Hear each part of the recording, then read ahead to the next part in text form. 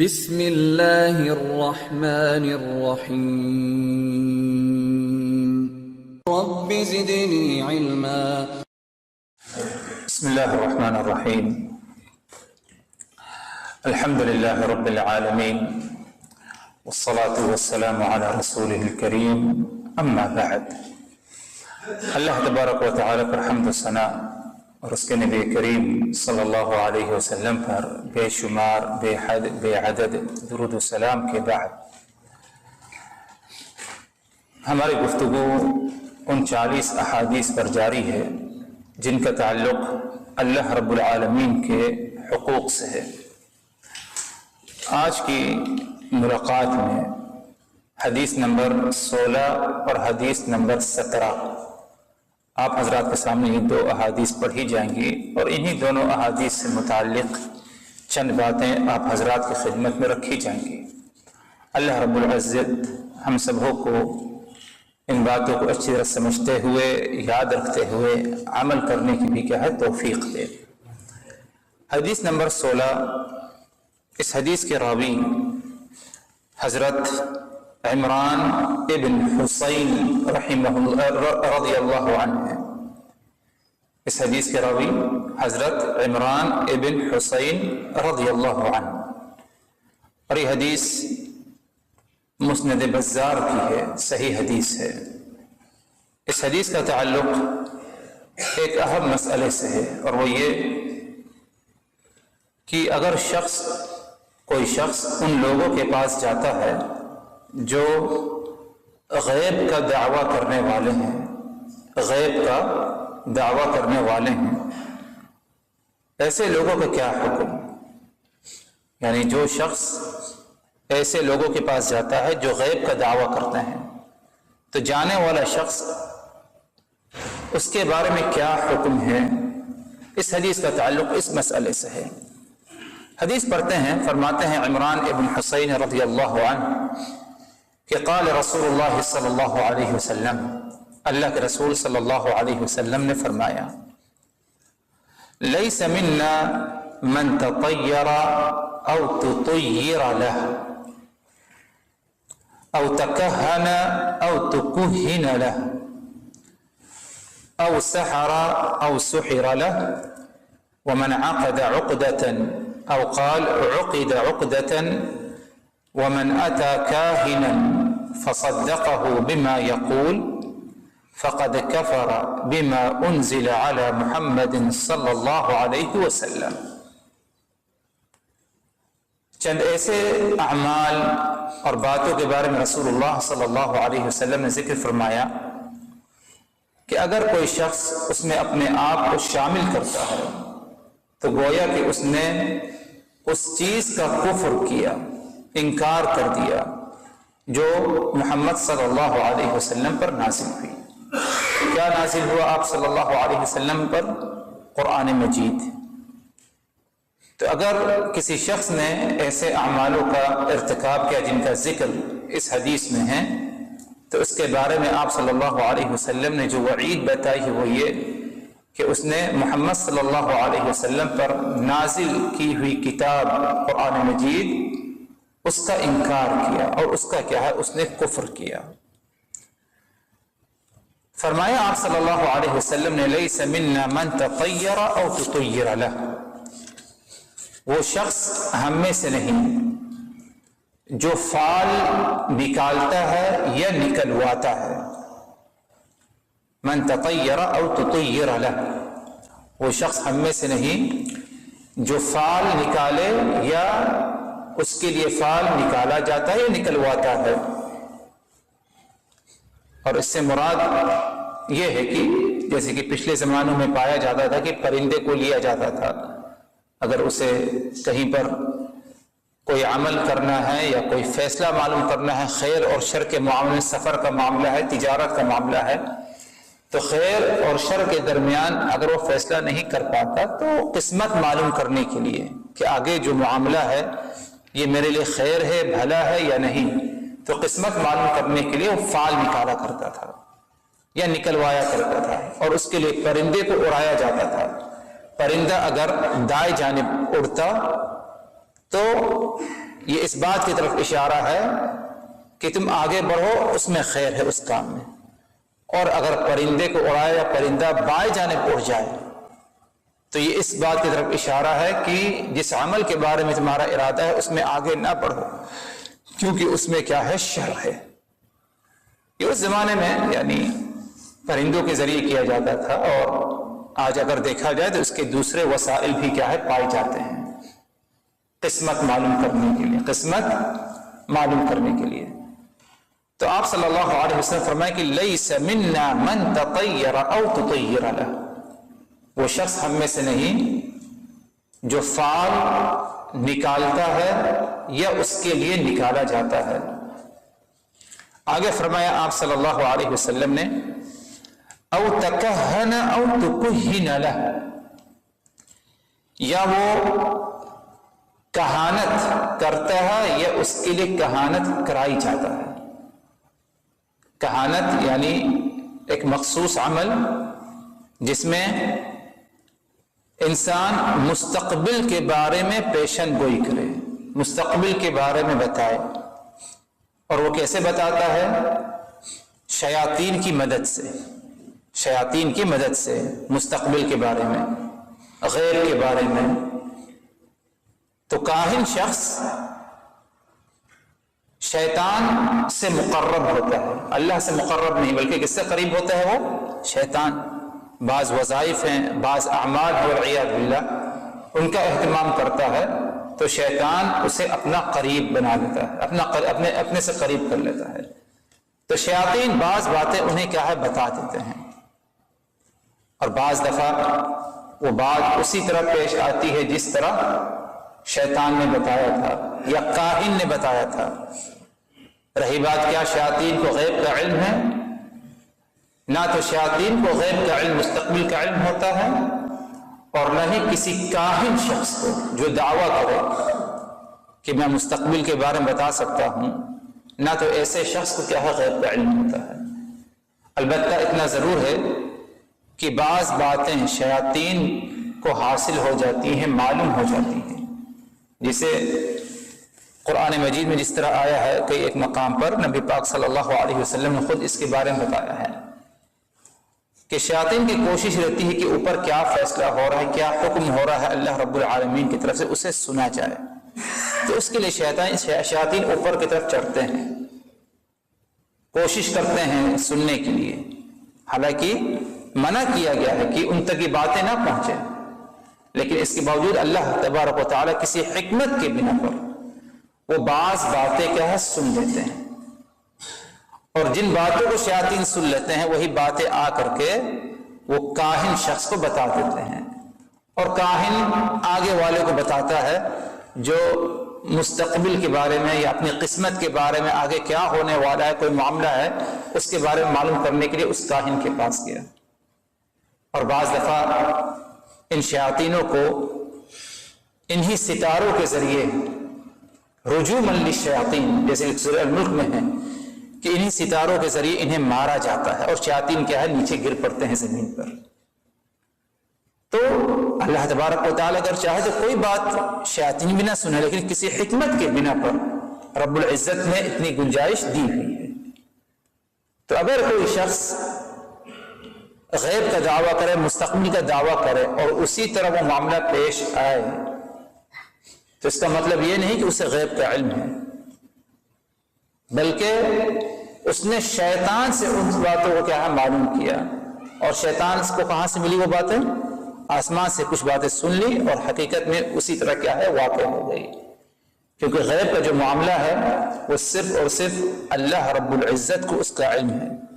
قل لا يعلم من في السماوات والارض الغیب الا اللہ. اے نبی آپ ان کو کہہ دیجئے کہ غیب کے بارے میں کسی کو علم نہیں، ساتوں آسمان زمین میں کسی کو اس کا علم ہے ہی نہیں، الا اللہ، مگر صرف اللہ کے ساتھ کو، صرف اللہ رب العزت کو اس کے بارے میں معلوم ہے. نبی پاک صلی اللہ علیہ وسلم کو بعض باتیں معلوم تھی غیب سے متعلق، لیکن کیا آپ صلی اللہ علیہ وسلم کو خود معلوم پڑا؟ ایسا نہیں تھا، بلکہ رب العزت نے وحی کے ذریعے انہیں جتنا بتا دیا غیب کے بارے میں اتنا ہی آپ صلی اللہ علیہ وسلم کو غیب کا علم تھا، ورنہ اگر مطلقاً علی الاطلاق آپ صلی اللہ علیہ وسلم کو بھی غیب کا علم ہوتا تو آپ اپنے آپ کو بہت سارے شر سے، جیسے کفار مکہ مشرکین مکہ کی طرف سے آپ کو ملا، آپ اس سے اپنے آپ کو بچا لیتے۔ وَلَوْ كُنْتُ أَعْلَمُ الْغَيْبِ لَاسْتَكْثَرْتُ مِنَ الْخَيْرِ وَمَا مَسَّنِيَ السُّوءُ۔ قرآن مجید میں ہے، آپ ان کو کہہ دیجئے اے نبی اگر مجھے غیب کا علم ہوتا لَاسْتَكْثَرْتُ مِنَ الْخَيْرِ تو بہت زیادہ خیر و بھلائی میں حاصل کر لیتا اپنے سے۔ وَمَا مَسَّنِيَ السُّوءُ اور مجھے کچھ نقصان بھی نہیں پہنچتا، کوئی مجھے نقصان نہیں پہنچا سکتا۔ اگر مجھے معلوم کہ اس راستے پر چلنے سے دشمن میرے انتظار میں ہے مجھے نقصان پہنچانے کے لیے، لیکن اس کے باوجود میں اس راستے پر چل بستا ہوں، مجھے نہیں معلوم غیب کے بارے میں، مجھ کو ایدہ تکلیفیں پہنچائے گی۔ اگر غیب کا علم ہوتا وما مسنی السوء تو مجھے کچھ نقصان، کچھ ایدہ، کچھ تکلیف بھی کیا نہیں پہنچا سکتا کوئی۔ لیکن آپ صلی اللہ علیہ وسلم نبی ہیں، رسول ہیں، اعلیٰ مقام و مرتبہ ہے، اس کے باوجود آپ صلی اللہ علیہ وسلم کو غیب کا علم نہیں۔ تو اسی لیے آپ صلی اللہ علیہ وسلم فرمائے کہ او تکہن او تکہن لہ، اس نے کہانت کیا یا اس کے لیے کہانت کرائی گئی، یعنی خود اس نے شیطانوں کی مدد سے مستقبل کے بارے میں کسی کو بتایا، یا کسی نے اس کے مطالبے پر اس نے طلب کیا کسی سے کہ مجھے میری قسمت کے بارے میں بتا دو، آگے کیا ہونے والا اس کے بارے میں بتا دو، اگر اسے بتا دیا گیا یہ بھی اس میں داخل ہے۔ کس میں داخل ہے؟ لیس منا، ایسا شخص ہم میں سے نہیں ہے۔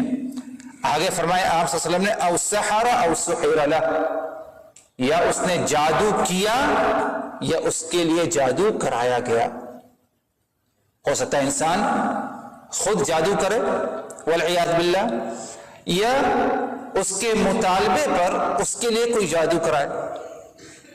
اب جیسے کہ آج لوگ دوسروں کو نقصان پہنچانے کے لیے، پریشانی میں ڈالنے کے لیے، پریشان کرنے کے لیے ان کے لیے جادو کراتے ہیں۔ اس دیواجی زندگی میں پھوٹ ڈال دی جائے اس کے لیے کیا ہے؟ جادو کرایا جاتا ہے۔ تو چاہے وہ کوئی انسان خود جادو کرے یا جادو کرایا جائے، اس کے بارے میں بھی یہی حکم ہے کہ وہ بھی ہم میں سے نہیں ہے۔ وَمَنْ عَقَدَ عُقْدَةً أَوْ قَالَ عُقِدَ عُقْدَةً، اسی طرح اگر کسی نے گرہ باندھی، یعنی جادو کے لیے عموماً کیا ہے یہ عمل کیا جاتا ہے کہ چند چیزوں کو، بعض چیزوں کو لے کر گرہ لگائی جاتی ہے، گانٹھ باندھی جاتی ہے، اور اس پر کیا ہے پھونکا بھی جاتا ہے شیطانی وظائف پڑھ کے۔ آپ صلی اللہ علیہ وسلم فرمایا وَمَنْ عَقَدَ عُقْدَةً، جس نے گرہ بنایا یا باندھا، او قَالَ عُقِدَ عُقْدَةً، یا گرہ بنائی گئی۔ آگے فرمائے آپ صلی اللہ علیہ وسلم نے، یعنی یہ شخص بھی کیا ہم میں سے نہیں۔ آگے فرماتے ہیں آپ صلی اللہ علیہ وسلم وَمَنْ أَتَى كَاهِنًا، اور جو شخص کسی کاہن کے پاس آتا ہے، فَصَدَّقَهُ بِمَا يَقُولُ، اور کاہن جو بات بتاتا ہے اس کی تصدیق کرتا ہے، اس پر ایمان رکھتا ہے، اس پر یقین کرتا ہے، فَقَدْ كَفَرَ بِمَا أُنزِلَ عَلَى مُحَمَّدٍ صلی اللہ علیہ وسلم، تو گویا کہ اس شخص نے اس چیز کا کفر کیا، اس سے انکار کیا جو محمد صلی اللہ علیہ وسلم پر نازل ہوئی تھی، اور وہ کیا؟ قرآن مجید۔ کیوں اس نے قرآن مجید کا کفر کیا؟ کیونکہ اسی قرآن میں اس بات کا ذکر ہے قُلْ لَا يَعْلَمْ مَنْ فِي السَّمَاوَاتِ وَالْأَرْضِ الْغَيْبَ إِلَّا اللَّهُ، اسی قرآن میں ہے کہ اے نبی آپ ان کو کہہ دیجئے ساتوں آسمان زمین میں کسی کو غیب کا علم نہیں مگر صرف اللہ کو، قرآن میں ہے۔ لیکن اگر انسان یہ جانتے ہوئے بھی کسی اور کے پاس جاتا ہے، فعال نکالتا ہے جس میں غیب کا دعویٰ ہے، یا کسی کاہن شخص کے پاس جاتا ہے مستقبل کے بارے میں، غیب کے بارے میں معلوم کرنے کے لیے، تو گویا کہ اس نے اس آیت پر یقین ہی نہیں کیا۔ اور کسی آیت پر یقین نہ کرنا، قرآن مجید پر یقین نہ کرنا، یہی تو قرآن مجید کے ساتھ کیا ہے؟ کفر کی کیا ہے؟ زمرے میں آتا ہے۔ تو یہ بہت بڑی وعید ہے، اور کوئی ہلکا چھوٹا گناہ نہیں ہے، بلکہ کبائر میں سے، کبیرہ گناہوں میں سے ہے کہ انسان کسی کاہن شخص کے پاس جائے اپنی قسمت معلوم کرنے کے لیے، اپنے مستقبل معلوم کرنے کے لیے۔ یہ کوئی معمولی عمل نہیں، بلکہ یہ بہت بڑا کبیرہ گناہ ہے۔ کبیرہ گناہ اس لیے کیونکہ اس پر وعید ہے۔ اسی لیے ایسے شخص کا کیا حکم جو کسی کاہن کے پاس جاتا ہے؟ 4 حالات اس کے ہیں۔ پہلی حالت یہ ہے، اگر کوئی شخص کسی کاہن شخص کے پاس جائے، اور کاہن سے مراد وہ شخص جو مستقبل کے بارے میں بتائے، اور اس کی آج کئی شکلیں پائی جاتی ہیں۔ قبل اس کی جو ہے میں 4 حالات بتا دوں، لیکن اس کی کئی شکلیں پائی جاتی ہیں۔ آج شاید ڈائریکٹ جا کر کے پوچھنا کم پا جائے، لیکن اپنے ہاتھ کو آگے بڑھا دیتا ہے، ہتھیلی کو نشانات دے کر کوئی قسمت اور مستقبل کے بارے میں آپ کو بتائے، یا آپ سے آپ کے ستارے کے بارے میں پوچھتا ہے۔ یہ بھی ایک ذریعہ، ایک طریقہ بنایا گیا ہے مستقبل کے بارے میں آپ کے ساتھ کیا پیش آنے والا ہے، یا آپ کا وہ جو فلاں معاملہ اس میں کیا پیش آنے والا ہے۔ یہ کوئی اور طریقہ کسی نے بنا لیا ہو، الغرض اس میں اگر غیب کا دعویٰ کیا جا رہا ہے، اور غیب کا دعویٰ، مستقبل کا دعویٰ کیا جا رہا ہے ایسے طریقے سے کہ وہ دعویٰ کس پر مبنی ہے، وہ محسوس نہیں ہے، تو یہ اگر دیکھا جائے تو یہ غیب کا دعویٰ ہو گیا۔ ورنہ اگر کوئی ایسا معاملہ، کوئی ایسا عمل ہے جو کہ محسوس ہے اور مستقبل کے بارے میں کوئی بتاتا ہے، تو یہ اس زمرے میں نہیں آئے گا۔ مثال کے طور پر کسوف شمس کے بارے میں، یعنی چاند کو گرہن لگے، اس کے بارے میں آج پیشن گوئی ہو جاتی ہے۔ بارش کے بارے میں، موسم کے بارے میں پہلے سے کیا ہے، محکمہ موسمیات بتا دیتا ہے کہ امید ہے کہ فلاں تاریخ کو ایسا معاملہ موسم کو لے کر کیا ہے پیش آنے والا ہے۔ اس نے مستقبل کے بارے میں بتایا ہے، واقع ہو بھی جاتا ہے اور بعض دفعہ واقع نہیں ہوتا، لیکن کیا یہ بھی غیب کے زمرے میں ہے؟ یہ غیب کے دعویٰ کرنے کے زمرے میں نہیں، کیونکہ کچھ محسوس چیزیں ہیں، ایک خاص مخصوص فن ہے، حساب کتاب کا معاملہ ہے، ہوا کے رخ کا معاملہ ہے، اسے محسوس کرتے ہوئے ایک اندازے سے کیا ہے انسان بتا دیتا ہے، اور وہ بھی اس یقین کے ساتھ نہیں کہ یقیناً پیش آئے گا، بلکہ امید ہے، زیادہ امید ہے کہ پیش آئے، اور اس بات کا بھی امکان پایا جاتا ہے کہ موسم کے بارے میں جو بتایا گیا شاید ویسے نہ بھی پیش آئے، تو یہ اس زمرے میں نہیں آتا۔ ورنہ کوئی محسوس چیز نہیں، کچھ حساب و کتاب کا معاملہ نہیں، بلکہ ایسے ہی انسان مستقبل کے بارے میں بتا دے، آپ سے آپ کے ستارے کے بارے میں معلوم کرے، آپ سے آپ کے حسب نسب، آپ کے والد والدہ بھائی بہنوں کے نام کے بارے میں معلوم کرے، یا آپ کے جسے کہتے ہیں ہتھیلی لے اور ہتھیلی پر جو ہتھیلی پر کچھ دیکھ کر کے فیصلہ بتا دے، ہاتھوں کو دیکھ کر کے، یہ سب کہانت کے زمرے میں آتا ہے۔ اس کا حکم کہ اگر کوئی شخص جاتا ہے کسی کاہن کے پاس، اس حدیث میں تو اتنا ذکر ہے کہ اس نے گویا کہ محمد صلی اللہ علیہ وسلم پر جو نازل ہوا اس کا کفر کیا۔ کیا یہی صرف ایک حکم ہے؟ اس میں تفصیل کی ضرورت ہے، کیونکہ دیگر اور نصوص احادیث پائی جاتے ہیں جس میں اور مزید کیا ہے تفصیل ہے، ان پر غور و فکر کرتے ہوئے کہا جا سکتا ہے کسی کاہن کے پاس انسان 4 نیتوں سے جا سکتا ہے، 5ویں کوئی اور نیت نہیں ہوتی۔ نمبر 1، وہ جاتا ہے کسی کاہن سے سوال کرتا ہے، پوچھتا ہے مستقبل کے بارے میں، لیکن اس کی تصدیق نہیں کرتا۔ جاتا ہے پوچھنے کے لیے لیکن اس کی تصدیق نہیں کرتا۔ اگر اس طرح انسان گیا اور اس کی تصدیق نہیں کیا تو احادیث کی روشنی میں کہ اس کی 40 دن کی نماز اللہ تبارک و تعالی قبول نہیں فرمائے گا۔ لا تقبل له صلاة 40 یوما۔ اگرچہ اس نے یقین نہیں کیا کاہن کی باتوں پر، تصدیق نہیں کی، لیکن کسی کاہن کے پاس کیا، اسے اہمیت دی، تو رسول اللہ صلی اللہ علیہ وسلم کے فرمان کے مطابق اس کی 40 دن کی نمازیں اللہ تبارک و تعالی قبول نہیں فرمائے گا۔ کوئی چھوٹی وعید ہے، بہت بڑی بد نصیبی ہے۔ دوسری حالت اور دوسری نیت یہ ہوتی ہے کہ انسان جاتا ہے کسی کاہن کے پاس اور اس کی تصدیق کرتا ہے. کاہن جو بات بتاتا ہے اس کی وہ تصدیق بھی کرتا ہے اور اس پر یقین کرتا ہے. ایسے شخص کا کیا حکم ہے؟ ایسے شخص کے بارے میں اگر دیکھا جائے اس کا یہ عقیدہ ہے، تصدیق کیا، ظاہر سی بات اسی وقت تصدیق کرے گا جب اسے یقین ہوگا کہ یہ صحیح کہہ رہا ہے. اور اگر اسے یقین ہوگا تو اس کا مطلب اس کا یہ عقیدہ ہو گیا کہ اس شخص کو بھی غیب کا علم ہے، تبھی تو یقین کرے گا. اور حالانکہ غیب کا علم کس سے ہے؟ صرف اور صرف اللہ کو، لیکن اس کے باوجود اس نے سامنے والے کی تصدیق کر لیا. تو یہ کفر اکبر کے کیا ہے؟ زمرے میں آتا ہے. یہ کفر اکبر کے زمرے میں آتا ہے، کیونکہ اللہ تبارک و تعالیٰ کی خصوصیات میں سے ہے. ربوبیت الوہیت کا تقاضا یہ ہے کہ اللہ کو وحدہ لا شریک تمام معاملے میں سمجھا جائے، یہاں تک کہ غیب کے معاملے میں، مستقبل میں کیا ہونے والا اس کے بارے میں علم صرف اللہ کو ہے. وقت حاضر میں ہمارے دل میں، آپ کے دل میں، آپ کے اطراف دیوار کے پیچھے مسجد کے باہر کیا ہے ہمیں اس کا علم نہیں، لیکن صرف اللہ کو اس کا علم ہے، کسی اور کو اس کا علم نہیں ہے. ماضی میں کیا ہوا بہت ساری باتیں پیش آئی، کسی کو اس کا علم نہیں ہے، لوگ بھول جاتے ہیں، آگے کی نسلیں انہیں نہیں علم ہوتا، لیکن اللہ کو اس کا علم ہے. تو غیب کا علم صرف اللہ کو ہے. اگر انسان نے کسی دوسرے کی بتائی ہوئی بات جس میں غیب کا دعویٰ ہے اور اس کی تصدیق کر لی تو گویا کہ اس نے اس شخص کو اللہ کے ساتھ شریک ٹھہرا دیا غیب کے معاملے میں، تو گویا کہ اس نے کفر اکبر کا کیا ہے؟ ارتکاب کیا.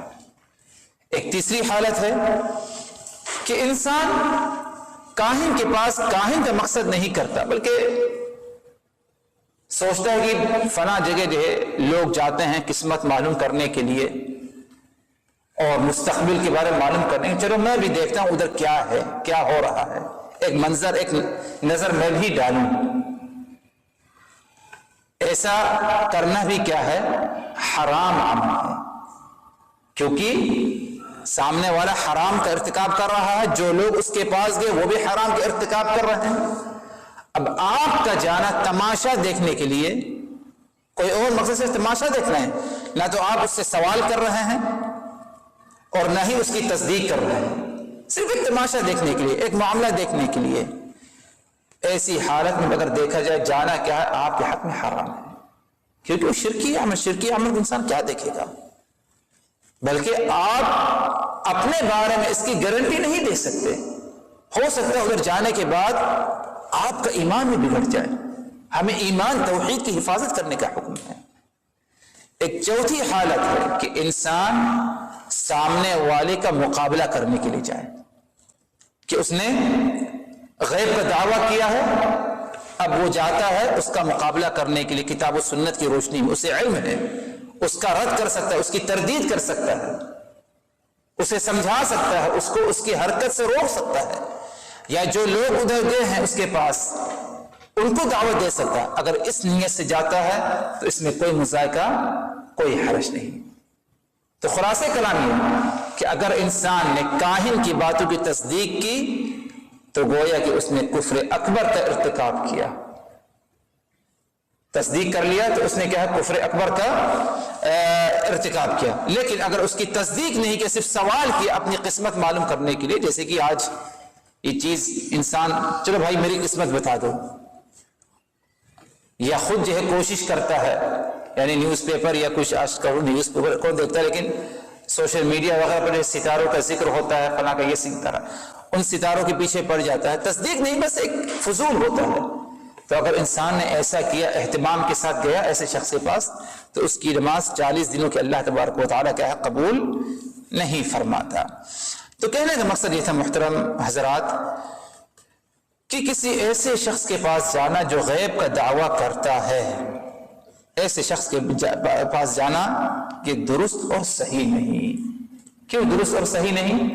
کیونکہ وہ جس بات کا دعویٰ کر رہا ہے اس میں صرف اور صرف اللہ کی ذات منفرد ہے، اور وہ غیب کا معاملہ، وہ غیب کا دعویٰ نہیں کر سکتا. اگر کرتا بھی ہے تو وہ شیطانوں کی کیا ہے؟ مدد سے، شیطانوں کے سے قریب ہوتا ہے، تب جا کر کے انسان کیا کر پاتا ہے. آگے بڑھتے ہیں، جو حدیث نمبر 17 ہے، اس حدیث کا تعلق ایک عقیدے کے ایک اہم مسئلے سے، اور وہ یہ کہ کیا ستاروں کے اثر سے بارش ہوتی ہے یا نہیں؟ بارش برسانے والا کون ہے؟ اللہ رب العزت ہے۔ قرآن مجید میں کہ اللہ ہی کی ذات ہے جس نے پانی کو برسایا، لیکن انسان بعض دفعہ دوسروں کے بارے میں یہ عقیدہ رکھتا ہے کہ فلاں ستارہ یا فلاں شخص فلاں مہارت، اس کے بنا پر کیا ہے؟ بارش نازل ہوتی ہے۔ یعنی آج ایک بڑا عجیب و غریب معاملہ جو پایا جاتا ہے لوگوں کے ذہن میں، اور یہ باتیں سننے کو ملتی ہیں، اگر کبھی بارش ہو جائے، بارش نہیں بلکہ یہ جو ہے کچھ کیمیکل وغیرہ لے جا کر کے بادل میں ڈالا جاتا ہے، یہ ہے وہ ہے فلاں ہے، اس کے اثر سے بارش ہوتی ہے، یہ کہنا بھی درست نہیں ہے۔ عقیدے میں خلل ہے، انحراف ہے توحید میں۔ بارش برسانے والا کون ہے؟ اللہ وحدہ لا شریک ہے۔ انسان چاہے جتنی کوشش کر لے، بارش اسی وقت ہوگی جب اللہ تبارک و تعالی کا حکم ہوگا۔ اسی بات کو سمجھانے کے لیے اس حدیث کو سمجھنا کیا ہے؟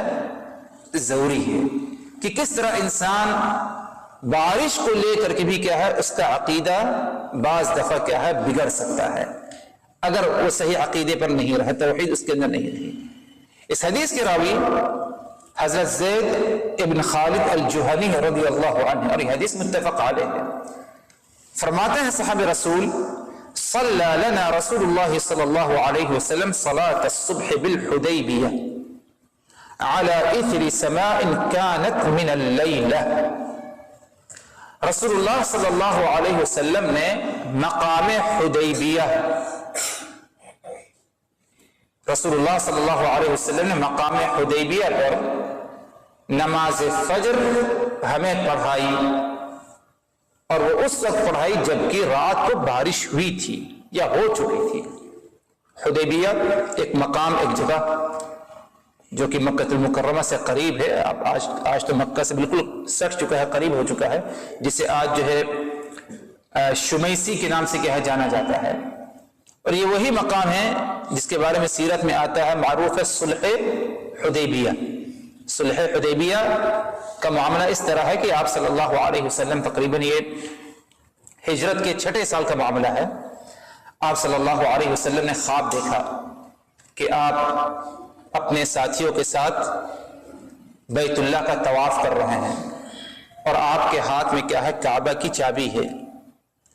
طواف کر رہے ہیں، اور آپ صلی اللہ علیہ وسلم کہاں پر ہے؟ ابھی مدینہ منورہ میں ہے۔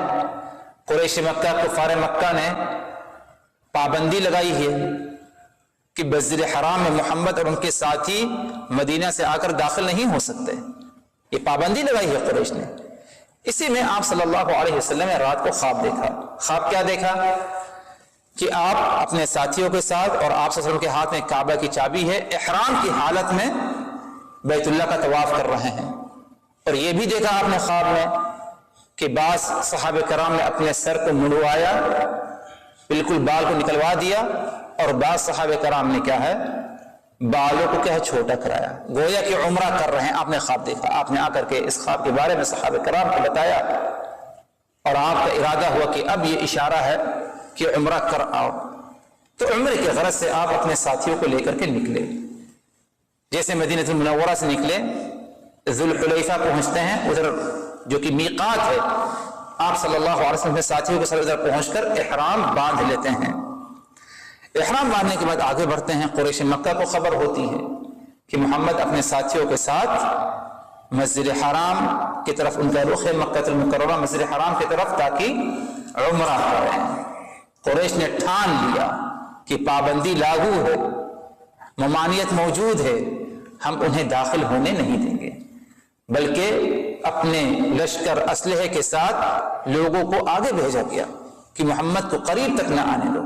جب آپ صلی اللہ علیہ وسلم کو اس کے بارے میں خبر ہوئی تو آپ صلی اللہ علیہ وسلم نے راستے کا رخ بدل لیا، جس راستے سے آ رہے تھے اس راستے سے آپ نے اپنا راستہ بدل لیا، یہاں تک کہ جب مقام حدیبیہ پر پہنچے آپ صلی اللہ علیہ وسلم نے کوشش کی اور اسی مقصد کے لیے آپ نے عثمان ابن عفان کو بھیجا کہ اجازت دے دیجئے، ہم لڑنے کے لیے نہیں آئے ہیں بلکہ بیت اللہ کا طواف کرنے کے لیے، احرام کی حالت میں، ہم لڑیں گے نہیں، جنگ نہیں کریں گے۔ لیکن انہوں نے اجازت نہیں دی۔ آخری میں بات طے پائی کہ ہم دونوں کے درمیان صلح ہو جائے۔ کن کے درمیان؟ مسلمان اور قریش مکہ، کفار مکہ، مشرکین کے درمیان صلح ہو جائے۔ صلح کس بات پر؟ کئی باتیں اس میں تھی، جن میں سے ایک بات یہ تھی سر فہرست کہ محمد اور ان کے ساتھی امسال عمرہ نہ کریں بلکہ لوٹ جائیں اور اگلے سال آ کر کے کیا ہے وہ عمرہ کریں۔ دوسری شرط اور معاہدہ یہ تھا اس میں صلح حدیبیہ میں کہ اگر محمد کی طرف سے کوئی ہمارے پاس آتا ہے، یعنی اسلام سے نکل کر شرک کی طرف، تو ہم اسے کیا ہے محمد کے حوالے نہیں کریں گے، لیکن ہمارے طرف سے، ہم مشرکین کی طرف سے اگر کوئی محمد صلی اللہ علیہ وسلم کے پاس، محمد کے پاس، ان کے ساتھیوں کے پاس چلے جائے تو یہ وعدہ کرے محمد کہ وہ ہمیں کیا ہے لوٹا دیں گے۔ اسی طرح یہ بھی معاہدہ ہے کہ 10 سال تک ہمارے درمیان کوئی جنگ نہیں ہوگی، جنگ بندی کا اعلان ہو گیا تھا، اور دیگر جو ہے باتیں اس میں صلح میں پائی گئی۔ اور یہ صلح کہاں ہوئی؟ اسی مقام پر حدیبیہ، جس کا ذکر اس حدیث میں ہے۔ صلح ہو گئی، معاہدہ ہوا، اب احرام کی حالت میں کیا کریں؟ تو آپ صلی اللہ علیہ وسلم نے صحابہ کرام کو حکم دیا کہ تم لوگ اپنے اپنے جانوروں کو ذبح کرو۔ عمرہ تو کر نہیں پائے، اب فدیہ دینا ہے، جانوروں کو ذبح کرو۔ صحابہ کرام جانوروں کو ذبح کرنے کو تیار نہیں۔ اس صلح کو انہوں نے بظاہر پسند نہیں کیا، ان کو یقین ہے، ان کو معلوم ہے اللہ کے رسول نے جو فیصلہ کیا وہ غلط نہیں کیا، لیکن ایک مزاج، ایک شوق مسجد حرام تک پہنچنے کا، اب بغیر عمرہ کیے ہم لوٹ جائیں، تو کوئی جانور ذبح کرنے کے لیے تیار نہیں۔ آپ صلی اللہ علیہ وسلم اپنی زوجہ حضرت ام سلمہ کے پاس آتے ہیں اپنے خیمے میں اور کہتے ہیں کہ ایسا معاملہ ہے، کوئی جانور ذبح کرنے کو تیار نہیں۔ تو ام سلمہ کہتی ہیں کہ سب سے پہلے آپ نکلیے، اپنا جانور ذبح کریے، تو دیکھیے سب کے سب آپ کی اقتداء میں جانور ذبح کریں گے۔ آپ صلی اللہ علیہ وسلم نکلتے ہیں، اپنا جانور ذبح کرتے ہیں، صحابہ کرام بھی کیا ہے آپ کی اقتداء، آپ کی پیروی کرتے ہوئے کیا ہے جانور ذبح کر لیتے ہیں۔ اب سمجھ جاتے ہیں کہ اب جو ہے آگے نہیں بڑھ سکتے، اللہ کے رسول کا فیصلہ ہو چکا ہے۔ اور اس صلح پر اگر غور کیا جائے کوئی شکست نہیں تھی، یہ بات کسی مختصراً کہہ کے اپنے موضوع پر لوٹتے ہیں، یہ کوئی شکست نہیں تھی، بلکہ صلح حدیبیہ ایک ناحیے سے دیکھا جائے مسلمانوں کا کیا مقام و مرتبہ ہو گیا تھا، اس پر غور کرنے کی ضرورت ہے۔ یعنی یہی قریش کفار مکہ ہیں جو مسلمانوں کو مکہ المکرمہ میں رہتے ہوئے، بلکہ جنگ احد کے موقع پہ، جنگ احد کا جو دوسرا حصہ تھا اس میں کیا ہے انہوں نے ایک ناحیے سے سمجھتے کہ ہم نے شکست دے دی، کمزور سمجھا جاتا تھا، لیکن آج اللہ تبارک و تعالی نے مسلمانوں کو قوت طاقت دی کہ قریش جو سب سے عظیم قبیلہ جزیرے عرب میں پایا جاتا تھا، جس کا سب سے زیادہ اونچا مقام و مرتبہ تھا، کیونکہ کعبہ کی نگرانی کرنے والے تھے وہ، یہ مقام و مرتبہ تھا، قریش بھی آ کر کے مسلمانوں سے کیا صلح کر رہے ہیں۔ تو اس ناحیے سے اگر دیکھا جائے تو یہ کوئی کمزوری نہیں تھی مسلمانوں کی۔ آپ صلی اللہ علیہ وسلم نبی تھے، رسول تھے، حاکم تھے، اس وقت سمجھا جائے اگر دوسرے الفاظوں میں تو آپ مصلحت کو جانتے ہیں، آپ مصلحتوں کو سامنے رکھتے ہوئے آپ نے صلح کر لی، اور بعد میں جا کر کے یہ بات ثابت ہوئی صحابہ کرام کو بھی کہ ہاں یہ صلح میں جو خیر و بھلائی تھی اس وقت ہمیں سمجھ میں نہیں آیا، لیکن بعد میں جا کر کے ہمیں اس کے بارے میں احساس ہوا۔ تو کوئی یہ نہ سمجھے کہ جو صلح حدیبیہ ہوا اس میں مسلمانوں کو دبا نہیں دیا گیا، بلکہ قریش جو کبھی کسی کے سامنے نہیں جھکتے تھے، انہیں کیا ہے چند مسلمان، ابھی تک بھی مسلمانوں کی تعداد بڑی نہیں ہوئی، جزیرے عربے کے اکثر و بیشتر لوگ قریش کی حمایت میں ہیں، لیکن اس کے باوجود قریش کو جھکنا پڑا اور صلح کیا ہے کرنا پڑا، تو مسلمانوں کی اس میں کیا ہے جیت تھی۔ تو کہنے کا مقصد ادھر یہ تھا کہ یہ جو حدیث ہے کہ جیسے کہ زید ابن خالد جوہنی فرماتے ہیں کہ رسول اللہ صلی اللہ علیہ وسلم نے نماز کہاں پر پڑھائی؟ صلح حدیبیہ، صلح حدیبیہ پر، صلح حدیبیہ نماز پڑھائی مقام حدیبیہ پر، فجر کی نماز، اور جب فجر کی نماز پڑھائی تو رات کو کیا ہے بارش ہوئی تھی. نماز پڑھ کر کے جیسے آپ صلی اللہ علیہ وسلم فارغ ہوئے، لوگوں کی طرف آپ کا چہرہ رخ ہوا تو آپ نے کہا هل تدرون ماذا قال ربكم، اے لوگوں کیا تمہیں یہ معلوم ہے کہ تمہارے رب نے کیا کہا ہے، تمہارے رب نے کیا فرمایا ہے؟ صحابہ کرام نے کہا کہ اللہ ورسولہ اعلم، اللہ اس کے رسول زیادہ بہتر جانتا ہے. یہی وطیرہ، یہی طریقہ صحابہ کرام کا رہا کہ اگر علم نہیں تو اسے کہاں لوٹا دیتے؟ اللہ اس کے رسول کے علم کی طرف. اپنی طرف سے کوئی بات نہیں کہا کرتے تھے. انہوں نے کہا کہ اللہ رسول اعلم، اللہ اس کا رسول زیادہ بہتر جانتا ہے کہ رب العزت نے کیا فرمایا.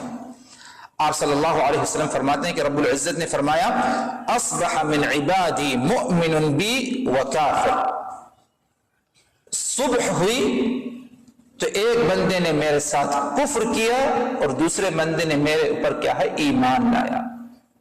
مجھ سے کفر کیا اور دوسرے نے ایمان لایا. فاما من قال، جس نے صبح ہونے کی بارش ہوئی تھی، جس نے صبح ہوتے ہوئے یہ بات کہی مطرنا بفضل اللہ ورحمتہ، بارش ہوئی اللہ تبارک و تعالی کے فضل اور رحمت سے. فذلک مؤمن بی کافر بالکوكب، تو اس شخص نے میرے اوپر ایمان رکھا اور ستاروں کو اس نے کیا ہے جھٹلا دیا کہ ستاروں کا کوئی دور یا ستاروں کا کوئی دخل بارش میں نہیں ہے. آگے فرمایا وَأَمَّا مَنْ قَالَ، ہاں جس نے یہ بات کہی بِنَوْعِ كَذَا وَكَذَا، رات کو بارش ہوئی فلاں ستارے کی بنا پر، فلاں ستارے کی بنا پر، جس نے یہ بات کہی فَذَلِكَ كَافِرٌ بِي مُؤْمِنٌ بِالْكَوْكَبِ، تو اس نے میرے ساتھ کفر کیا، یعنی اللہ کے ساتھ کفر کیا اور کوكب ستارے پر کیا ہے اس نے یقین اور ایمان لایا کہ بارش وہ برساتا ہے. تو گویا کہ بارش کا معاملہ بھی لے کر کے ہمیں ہمیشہ یہ نہیں کہنا کہ بھائی فلاں کی کوشش سے یا فلاں وجہ سے ہوئی، فلاں کی ہوا، نہ، یہ تو ظاہری اسباب شاید ہو دیں آپ کے علم میں، آپ کی معلومات میں، ورنہ اصل میں اگر دیکھا جائے بارش برسانے والا صرف اور صرف اللہ وحدہ لا شریک ہے. اس لیے سنت عمل ہے، مستحب عمل ہے کہ جب بھی بارش ہو تو ہم اس بات کا، جس طرح ہم دل کے ساتھ یقین رکھتے ہیں، ہم زبان سے بھی اقرار کریں اور یہ بات، یہ دعا پڑھا کریں، جیسے کہ اس حدیث میں مطرنا بفضل اللہ ورحمتہ، بارش ہوئی، ہم پر بارش برسائی گئی اللہ تبارک و تعالی کی رحمت اور اللہ تبارک و تعالی کے فضل و کرم سے. اور اگر انسان کسی ستارے پر یقین رکھے کہ فلاں ستارہ، فلاں ہوا چلی، فلاں معاملہ پیش آئے، اس وجہ سے بارش ہوئی، تو گویا کہ اس نے رب العزت کے ساتھ کیا ہے کفر کیا. بارش دینے والا، برسانے والا بھی اللہ اور بارش روکنے والا بھی اللہ ہے. ہاں اگر بارش رک جائے تب بھی جو ہے اللہ تبارک و تعالی کی طرف رخ کیا جائے بارش حاصل کرنے کے لیے. اور اس کا بہترین طریقہ کیا ہے؟ استغفار.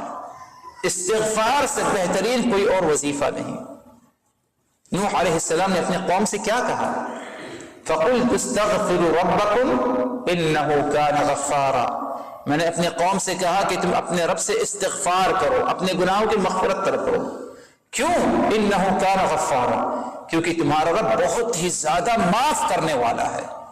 اگر تم نے مغفرت طلب کی، استغفار کا اہتمام کیا، يُرْسِلِ السَّمَاءَ عَلَيْكُمْ مِدْرَارًا، تو اللہ رب العزت آسمانوں سے خوب بارش برسائے گا. تو اسی لیے یہی ایک اہم وظیفہ ہے بارش کو حاصل کرنے کے لیے اللہ رب العزت سے، وہ یہ کہ ہم اللہ تبارک و تعالی سے دعا کریں اور اپنے گناہوں کی کیا ہے مغفرت طلب کر استغفار کا کیا اہتمام کریں. اور اگر بارش ہو جاتی ہے تو اسے اللہ تبارک و تعالی کی طرف منسوب کیا جائے کہ اللہ نے برسایا، نہ تو کسی ستارے کا کوئی دخل ہے اور نہ تو اس میں کسی کیمیکل یا فلاں چیز کا اس میں کوئی دخل ہے، بلکہ صرف اور صرف کیا ہے اللہ وحدہ لا شریک کا حکم ہوا تبھی بارش نازل ہوئی، ورنہ بارش نازل نہیں ہو سکتی. تو اس کا بھی تعلق اگر دیکھا جائے تو توحید سے گہرا تعلق ہے، کیونکہ بارش دینے والا، بارش روکنے والا یہ بھی کیا ہے اللہ رب العزت ہے. اور یہ اللہ تبارک و تعالیٰ کے حقوق میں سے ہے کہ ہمارا اس پر ایمان ہونا چاہیے کہ بارش برسانے والا بھی اللہ ہے اور بارش کو روکنے والا بھی کیا ہے اللہ رب العزت کی ذات ہے. اللہ تبارک و تعالیٰ سے دعا کہ آمین. ہم نے جو کچھ کہا ہے سنا ہے ان باتوں کو اچھی طرح سمجھنے کی، یاد رکھنے کی، عمل کرنے کی، دوسروں تک پہنچانے کی توفیق دے. مزید اور باتیں انشاءاللہ اگلی احادیث سے متعلق انشاءاللہ اگلی ملاقات میں. اقول قولی هذا واستغفر الله لي ولكم من كل ذنب فاستغفروه انه هو الغفور الرحيم.